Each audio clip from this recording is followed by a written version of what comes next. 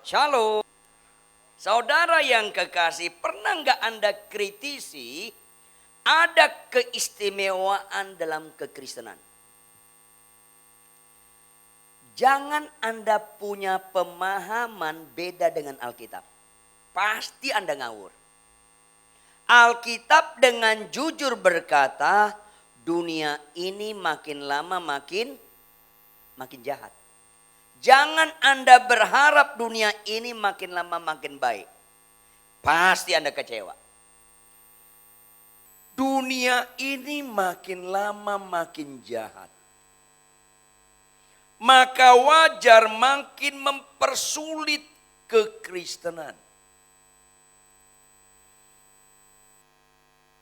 Dan itu tidak menakutkan bagi orang beriman.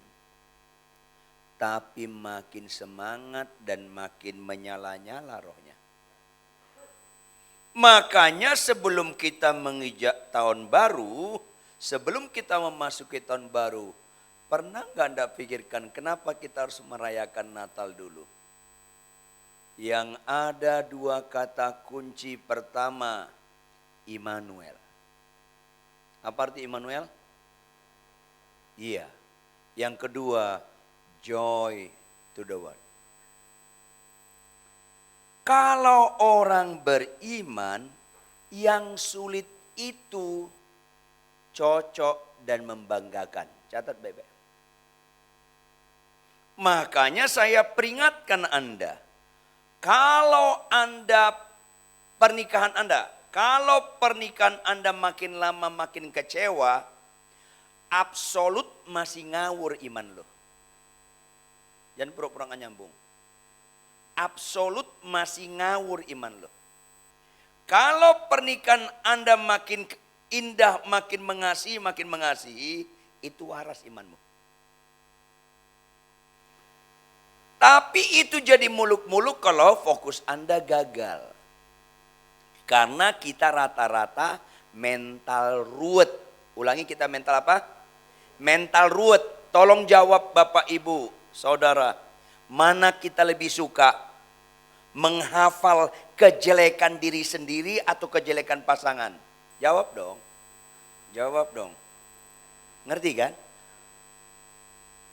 Makin ruwet, mana kita lebih suka mengingat kebaikan diri sendiri atau kebaikan pasangan? Ngerti kan? Makin ruwetnya kan? Catat baik-baik. Makin sempurna ruwetnya. Mana kita lebih suka menuntut diri sendiri berubah atau menuntut pasangan berubah? Jawab dong. Ngerti kan? Ya pasti ngertilah. Orang lu kok yang saya maksud. Susah. Kristen model begitu mau menyembah. Ya enggak ada. Penyembahan lu enggak ada nyampe ke Tuhan. Kalau Anda lebih suka menuntut diri sendiri berubah daripada pasanganmu, kaulah orang berbahagia. Sayang khotbah gini jarang, amin, jarang, diem semuanya. Gagal fokus. Kalau Anda lebih suka mengingat kebaikan pasanganmu daripada kebaikanmu, waras rohani. Rohani seseorang bukan kelihatan di khotbah, bukan kelihatan di bahasa roh, bukan itu ukuran rohani. Bukan dilihat di penyembahan-penyembahan terharu-terharu, enggak.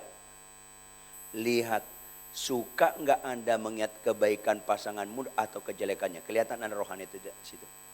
Kalau enggak percaya Anda, matilah nanti malam, tanya sama Yesus.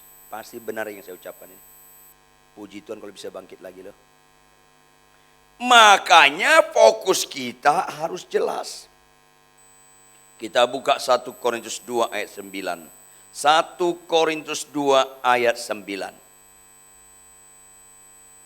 Kalau sudah dapat, ini ayat sangat terkenal. Tapi orang saking terkenalnya ini ayat, banyak orang gak mengerti. Sama-sama kita baca Bapak Ibu. 1, 2, ya. Tetapi seperti ada tertulis, lanjut. Dan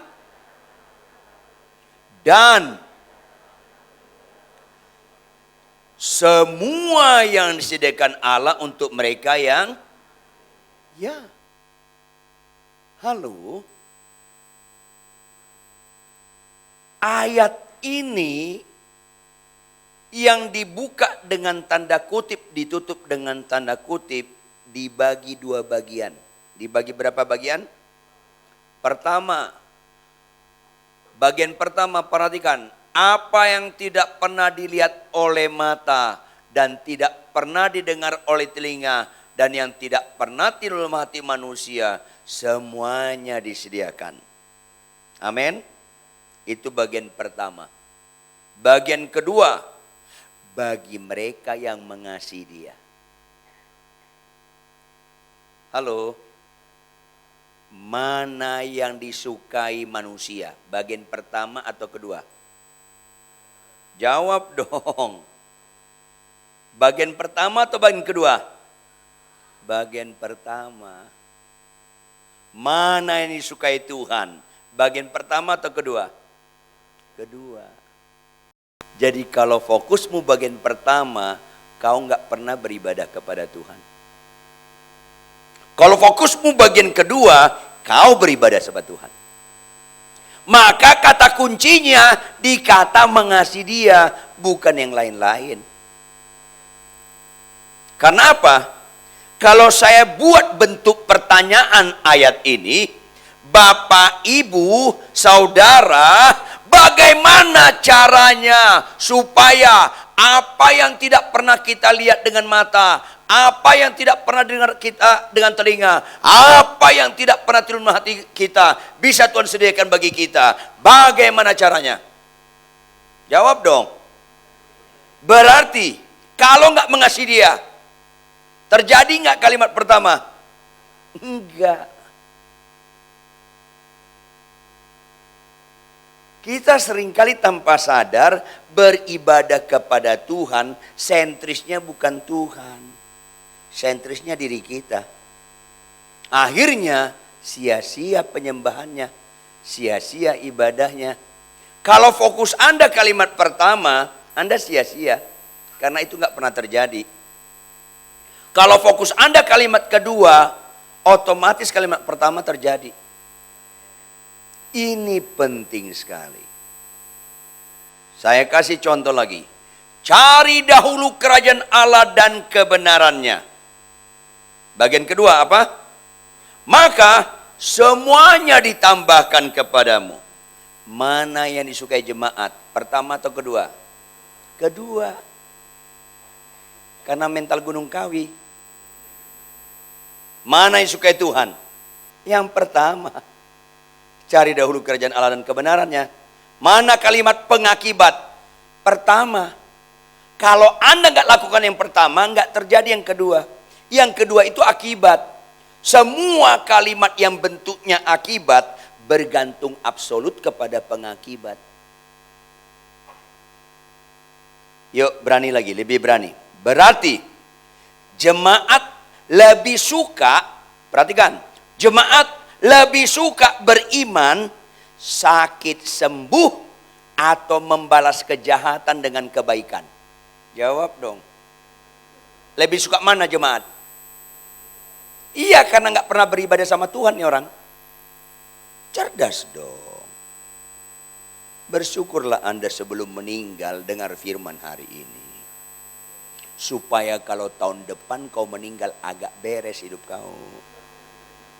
Ada kemungkinan nggak tahun depan kita meninggal?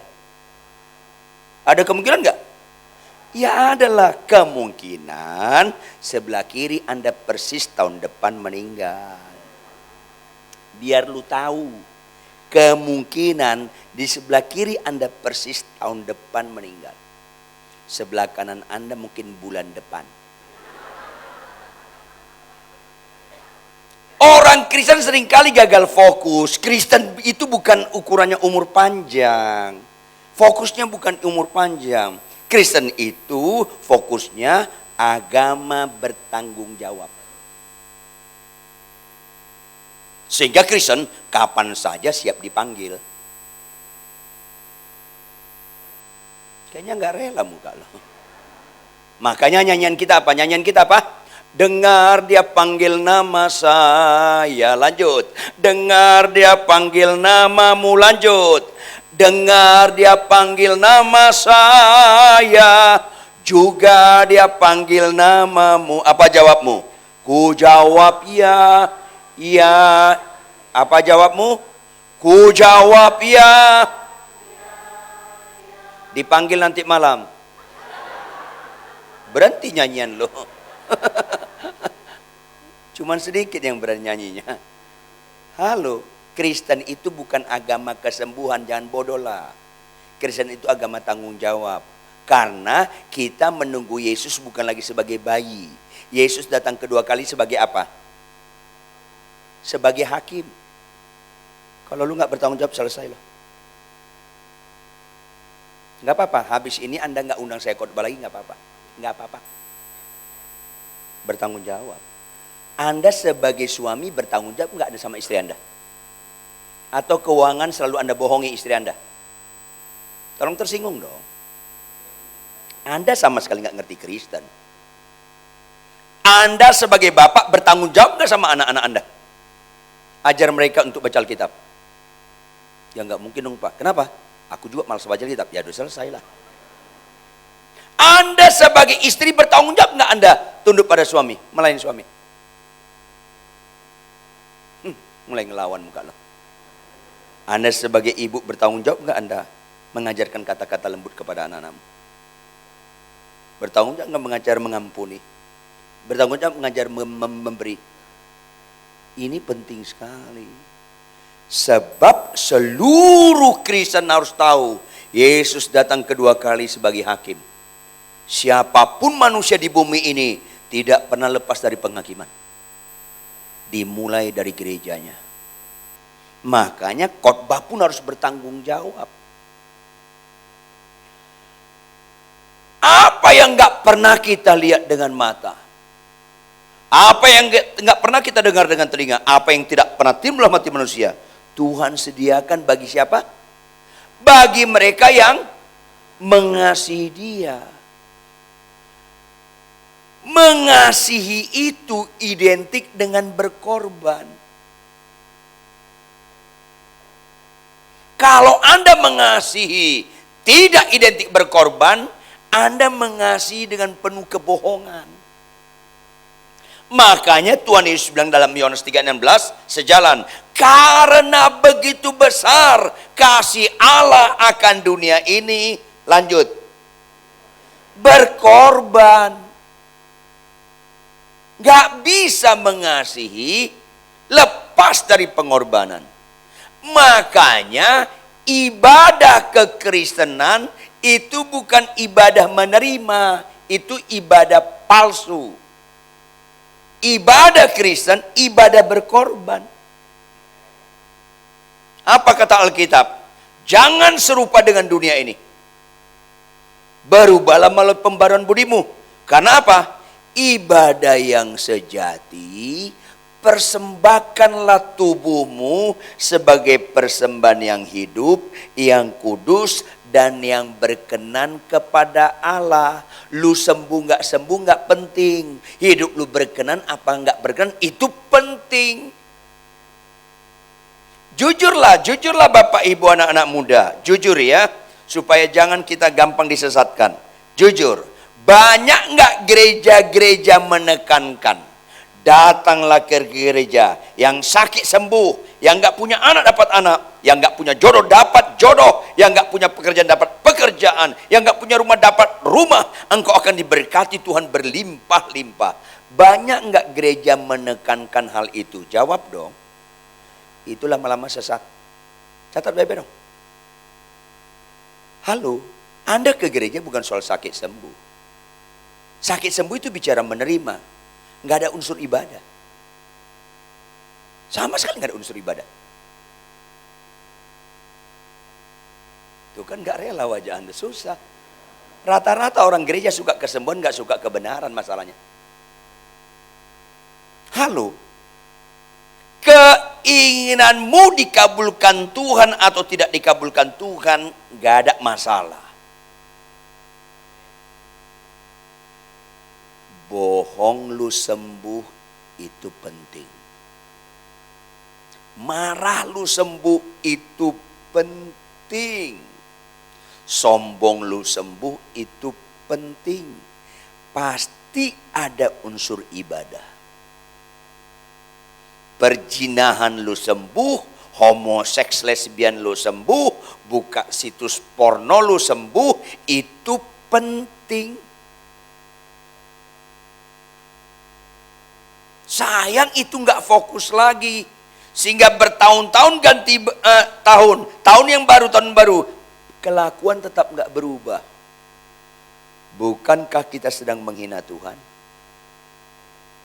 10 orang sakit kusta datang ke dukun atau ke Tuhan Yesus. Jawab, berapa mereka percaya Yesus menyembuhkan mereka? Jawab dong. Semua percaya. Apakah itu iman? Bukan. Lanjut, berapa yang sembuh? Semua sembuh. Apakah itu iman? Bukan. Berapa yang menyenangkan Tuhan? Kenapa? Karena dia bicara mempersembahkan hidup. 10 orang sakit kusta, semuanya catat menerima kesembuhan. Menerima. Tapi yang satu yang balik, tersungkur di bawah kaki Tuhan, menjerit dengan hancur hati. Ada statement hidup di balik sikap ini. Dia mempersembahkan hidupnya. Satu yang beribadah. Satu yang beribadah. Beriman sakit sembuh itu bukan iman. Sembuh sekalipun bukan iman. Karena itu bicara menerima, belum memberi. Khotbah kayak gini kurang populer. Makanya itu tegas sekali Yesus memberikan pembelajaran kepada murid-muridnya supaya jangan terulang. Apa kata Tuhan Yesus kepada murid-muridnya? Hai murid-muridku, bukankah semuanya telah sembuh? Semuanya angguk? Iya, kenapa guru? Kemana yang 9 lagi? Bukan Tuhan gak tahu kemana. Justru Tuhan tahu. Tapi murid-muridnya tahu gak? Gereja sekarang suka sekali apa? Puji Tuhan, lumpuh berjalan, kanker sembuh. Kemana dia 2 tahun berikutnya? Kemana dia 2 tahun berikutnya? Kemana dia 5 tahun berikutnya? Karena kita nggak bicara tanggung jawab. Kita bicara menerima sembuh doang.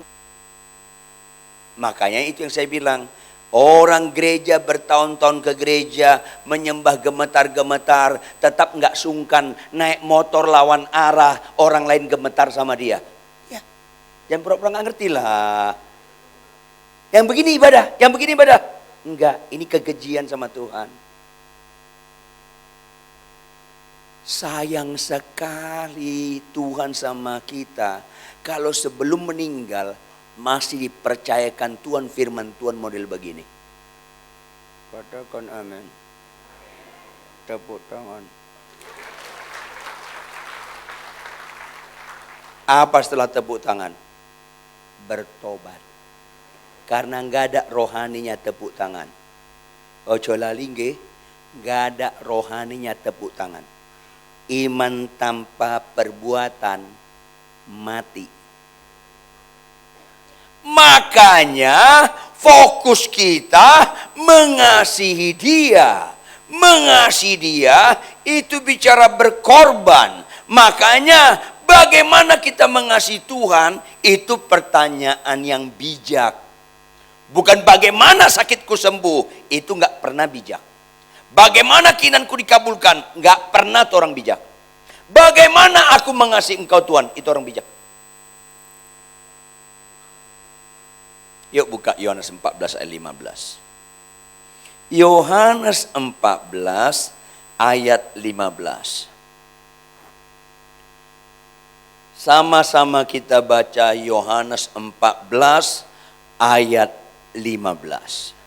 1, 2, ya. Jikalau kamu mengasihi aku, saya ubah jadi pertanyaan. Bapak Ibu jemaat sekalian, bagaimana cara kita mengasihi Tuhan? Berapa perintah?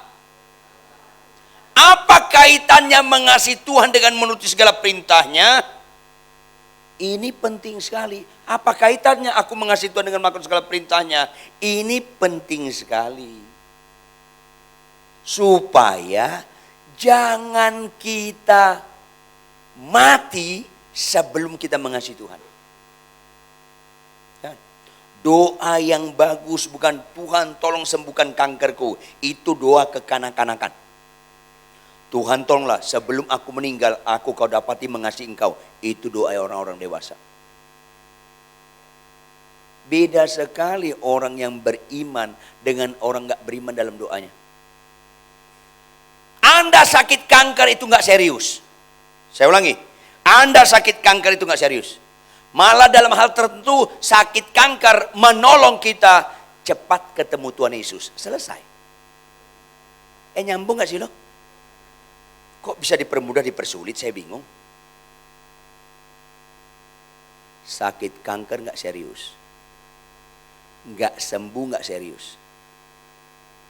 Gak mengasihi Tuhan serius. Jangan Anda mati dulu baru insaf, expire. Makanya bersyukur sebelum mati dengar firman hari ini. Amin. Iya. Nggak mengasihi Tuhan itu serius. Nggak sembuh itu nggak serius.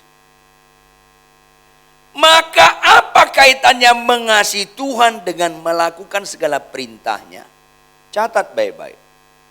Saya punya supir, suatu kali saya dibawa, diantar dia, saya khotbah di Departemen Keuangan. Begitu parkir, saya turun, dia ikut turun. Pak, saya nunggu sini. Ya, ya. Sini dah. Saya pelayanan 1 jam. Ya Pak, ya Pak. Lihat kursi belakang apa? Ada kemoceng Pak. Ambil kemoceng, kebaskan debu di bodi mobil ini. Paling kuat 10 menit. Lakukan. Jawab, itu perintah atau janji? Kok cuma 1 orang bagus bahasa Indonesianya ya? Itu perintah atau janji? Kritisi. Itu kesukaan saya atau kesukaan supir? Iya. Kenapa mengasihi Tuhan identik dengan melakukan perintahnya? Karena kalau kita mengasihi dia, fokuskan dengan kesukaannya. Di mana kesukaan dia? Di perintahnya. Selesai. Halo, ketangkap gak? Perintah Tuhan itu kesukaan Tuhan. Perintah saya itu kesukaan saya. Ambil mas, kemoceng. Bersihkan debu-debu di mobil ini. Halo. Berikutnya saya bilang. Nah, kalau kau lakukan itu dengan konsisten dalam 1 tahun aja. Tahun depan gajimu naik 2 kali lipat. Itu perintah atau janji? Itu kesukaan saya atau kesukaan supir? Ngerti kan? Perintah Tuhan, kesukaan Tuhan. Ulangi. Janji Tuhan, kesukaan manusia. Ulangi. Maka kalau kau mau mengasihi Tuhan, fokus pada kesukaan Tuhan. Jangan fokus pada kesukaan manusia. Yuk cerdas, cerdas. Kalau di mimbar gereja ini ada pengkhotbah, selalu khotbahkan janji-janji Tuhan, itu enggak beribadah kepada Tuhan, itu beribadah pada manusia, karena itu kesukaan manusia. Sehatlah pengajaran dalam diri Anda. Mulai cerdas Anda, mulai mengkritisi. Oh, ini khotbah untuk siapa nih? Pakai ayat enggak? Pakai. Pakai Alkitab? Pakai Alkitab yang sama. Tapi penekanannya kesukaan manusia, janji-janji Tuhan. Nggak pernah sehat khotbah tentang janji Tuhan. Catat baik-baik. Khotbah tentang perintah Tuhan ada unsur ibadah Anda. Karena kita sedang memperjuangkan kesukaan Tuhan hidup dalam jemaat. Itu keren. Janji Tuhan bobotnya hanya sisipan. Itu sehat itu jemaat. Di akhir zaman orang lebih banyak mengundang pengkhotbah yang mengkhotbahi janji Tuhan, mengenakkan telinga karena janji Tuhan itu kesukaan manusia. Ini seringkali kita nggak sadar. Karena apa? Iblis sekarang seperti malaikat terang. Artinya Dia berlakon tetap kayak rohani. Itu arti seperti malaikat terang. Sampai kita nggak tahu kita sedang disesatkan. Itu sekarang demonstrasi iblis di akhir zaman. Khotbah pakai ayat, menekankan janji, perintah kagak. Makanya saya bilang, kalau Anda malas baca Alkitab, maafkan saya, masih bobrok rohani lo. Jangan pura-pura nggak nyambung. Kalau Anda nggak ada gairah bangun pagi baca Alkitab, Anda masih bobrok rohani Anda. Percaya? Ini seringkali nggak dikritisi. Bahaya sekali. Makanya nggak heran Tuhan berkata, banyak yang terpanggil, sedikit yang terpilih. Karena di gereja itu sedikit sekali suka perintah Tuhan. Rata-rata suka janji Tuhan. Padahal janji itu akibat daripada perintah. Kalau lu nggak lakukan perintah, janji nggak terjadi apa-apa. Makanya saya ulangi, mana jemaat lebih suka beriman? Saya beriman, tahun ini gajiku naik. Atau yang kedua, saya beriman, naik nggak naik gajiku, tetap aku konsisten memberikan perpuluhan. Mana jemaat lebih suka? Ngeri kan? Makanya saya ingatkan Anda, jangan pura-pura nggak dengar. Saya ingatkan Anda, kalau Anda nggak suka, nggak ada gairah, sukacita memberikan perpuluhan, masih ngawur iman lo. Kayaknya beberapa wajah mulai ngelawan. Nanti ngomong sama Dokter Yanto, lain kali pendeta Ridwan jangan diundang khotbah di sini, nggak apa-apa. Karena orang sukanya khotbah firman yang menyenangkan kita, bukan menyenangkan Tuhan. Perintah Tuhan itu kesukaan Tuhan. Kalau khotbah tentang perintah Tuhan supaya jemaat taat, itu sedang beribadah. Makanya, mana lebih menderita?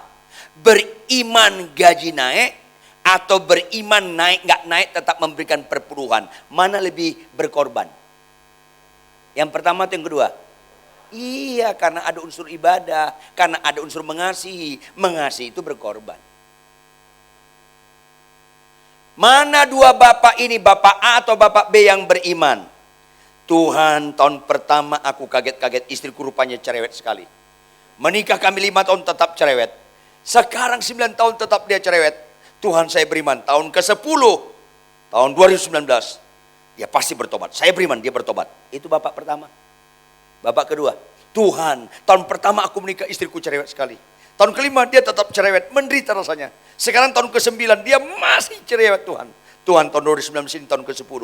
Tuhan, tahun keberapapun, biarpun dia tetap cerewet, aku tetap mengasihi dia. Mana yang beriman? Pertama atau kedua? Kenapa? Karena ada unsur berkorban. Catat dong baik-baik. Saya beriman sakitku sembuh. Itu bukan iman, itu keinginan. Dengar baik-baik dong. Karena itu bicara menerima. Saya beriman, mobilku Innova jadi Alphard. Itu mah bukan iman. Primitif. Pak Pendeta, ya. Bapak kenal nggak namanya si Esther di gereja? Iya. Manis deh Pak. Iya. Kenapa? Cerdas loh dia Pak, kuliah di UI bagus. Iya, kenapa? Saya beriman dia istriku. Itu bukan iman, itu keinginan. Tapi kalau pemuda ini kerjanya bagus, dia bilang, Pak, kenal nggak namanya si Suparmi? Pemuda di gereja. Ya kenapa? Tahu nggak Bapak kerjanya? Dia pembantu, kenapa? Iya Pak, agak bau badannya. Hidungnya kayak jambu air dibelah. Ya kenapa? Saya beriman dia istriku. Itu iman. Tuh ketawa lu kan menolak. Itu iman. Karena ada unsur berkorban. Kenapa lu ketawa? Karena jarang orang beriman di gereja. Ketawa Anda mengandung kepedihan. Iya, karena menolak berkorban. Saya ulangi. Siapa bapak beriman? Abraham, kau akan punya keturunan sebanyak bintang di langit. Itu perintah atau janji? Itu bicara Abraham menerima atau berkorban? Bukan di situ, saya ulangi. Bukan di situ Abraham lulus disebut bapak beriman. Bukan dijanji. Supaya jangan sesat Anda. Tapi di mana? Diperintah. Abraham, ya Tuhan, ambil anakmu yang tunggal. Spesifik, yakni Ishak. Kenapa spesifik? Karena Abraham sempat buka cabang. Iya. Dipertajam, apa? Yang kau kasihi. Yakni Ishak yang kau kasih. Ya Tuhan, kenapa? Sembelih dia bagiku. Itu bicara menerima atau berkorban? Abraham robot atau manusia biasa? Ada konflik nggak di batin dia? Akhirnya taat nggak? Itu iman. Jangan sesatlah, itu iman. Sekarang iman Gunung Kawi dibangun di gereja ya rusak. Saya beriman. Tahun ini saya punya mobil. Itu iman Gunung Kawi. Khotbah kayak gini kurang populer. Pak Pendeta, ini kan krisis ekonomi. Ya kenapa? Mobil saya 5. Ya kenapa? Saya beriman. Biarpun sulit ekonomi jadi 6. Itu bukan iman. Beriman gini, Pak Pendeta, ekonomi sulit, terganggu usahaku. Ya kenapa? Mobilku 5. Saya beriman, tetap saya persembahkan 1 untuk gereja. Itu iman. Amin. Apa setelah amin? Bertobat. Nggak usah tepuk tangan juga apa-apa lah, bertobat aja lah. Supaya kita ngerti iman. Iman itu bukan menerima. Iman itu berkorban. Ulangi. Ini supaya waras. Makanya buka Ulangan 7 ayat 9. Ulangan 7 ayat 9. Apa katanya Ulangan 7 ayat 9? Sebab itu, apa kata berikutnya? Haruslah. Kalau harus nggak boleh tawar-menawar. Haruslah kamu ketahui bahwa Tuhan Allahmu, dialah Allah, Allah yang setia, yang memegang apa? Siapa pegang perjanjian? Allah. Yang megang janji Allah, itu domain dia. Dia yang punya janji, bukan kau. Dia pegang janji. Dan kasih setianya terhadap siapa? Terhadap siapa? Orang yang kasih kepadanya. Yang bagaimana kasih kepadanya? Yang berpegang pada perintahnya. Sampai kapan? Artinya selama-lamanya. Jadi yang pegang perintah siapa? Jawab dong. Kita. Yang megang janji, Tuhan. Kalau kita pegang perintah, kita akan membangun ketaatan pada Dia, maka kita beribadah pada Dia. Tapi kalau kita memegang janji, nggak pegang perintah, Tuhan beribadah pada kita. Ini sesat. Itu yang saya jelaskan pernah di sini. Ada bapak-bapak relatif masih muda, 51 tahun. Tapi badannya ringkih kayak 67 tahun. Perokok berat. Batuk-batuk. Merokok. Dia datangin saya. Salam Pak Pendeta. Salam. Bapak Pendeta dengar nggak batuk saya? Ya dengarlah, saya nggak budek. Dengar. Iya Pak Pendeta. Dia isap lagi rokoknya. Paru-paru saya sakit sekali Pak Pendeta. Tolong doakan supaya sembuh. Apa? Doakan supaya... ngawur lo. Bukan Tuhan yang mengabdi sama lo. Lu yang mengabdi sama Tuhan. Bukan Tuhan tak sama lo. Lu yang tak sama Tuhan.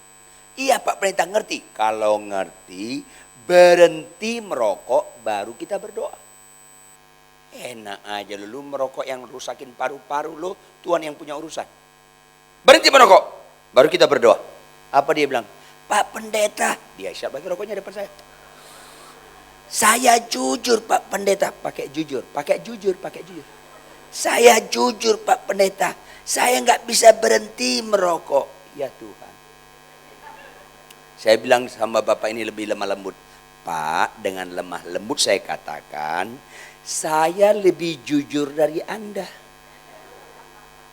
Kalau kau nggak berhenti merokok, berhentilah bernafas. Selesai. Saya janji akan kirim kartu kepada keluargamu turut berduka cita. Selesai. Selesai.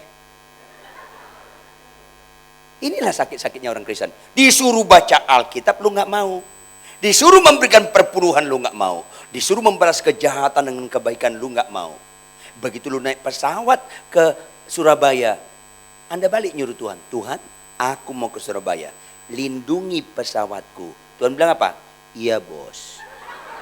Karena secara etika praktis, lu yang malas baca Alkitab, secara etika praktis, lu yang membalas makian dengan makian, Tuhan masih babu lu. Ke neraka lah Anda. Nanti saya kirim kartu kepada keluarga Anda, turut berduka cita.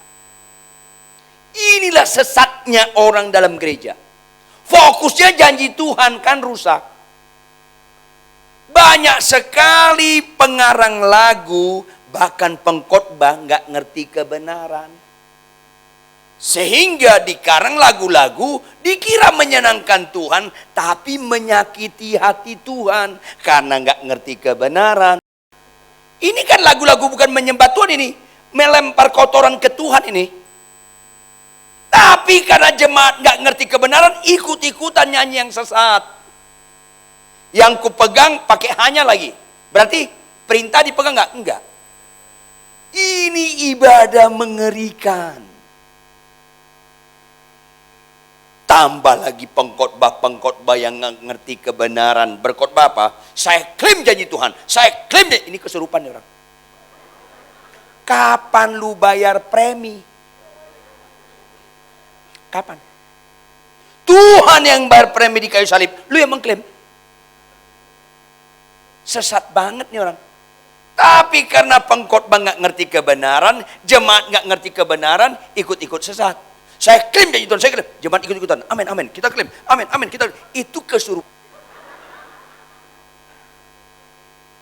Karena nggak ngerti kebenaran. Makanya saya berani katakan, bersyukurlah Anda sebelum meninggal dengar firman hari ini. Supaya kalau tahun depan kau meninggal udah agak beres hidup lo. Kenapa khotbah yang gak membereskan hidup? Ya rusaklah. Makanya berita Natal mengajarkan ketaatan. Salam hai Maria, kau yang dikaruniakan oleh Tuhan. Apa kata Maria? Siapakah aku ini boleh dilawati oleh para malaikat Tuhan? Engkau yang dikasih karunia Tuhan. Malaikatnya rupanya lama di Betawi.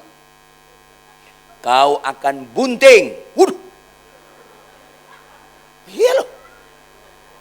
Itu bahasa Yunaninya dalam bentuk kata kerja hari ini. Hamilnya hari ini. Makanya Maria bilang apa? Bagaimana mungkin? Aku kan belum bersuami. Artinya apa? Kalau gua hamil sebelum menikah, dirajam. Dirajam. Dia takut. Gak mungkin ketika malaikat berkata, kau hamil mulai saat ini. Terus Maria nyanyi, jingle bells, jingle bells. Terus stres. Lu nyambung gak sih? Gak cocok nyanyi jingle bells di situ. Makanya Maria begitu tahu dia hamil, gak berani menjelaskan ke Koko Ucup.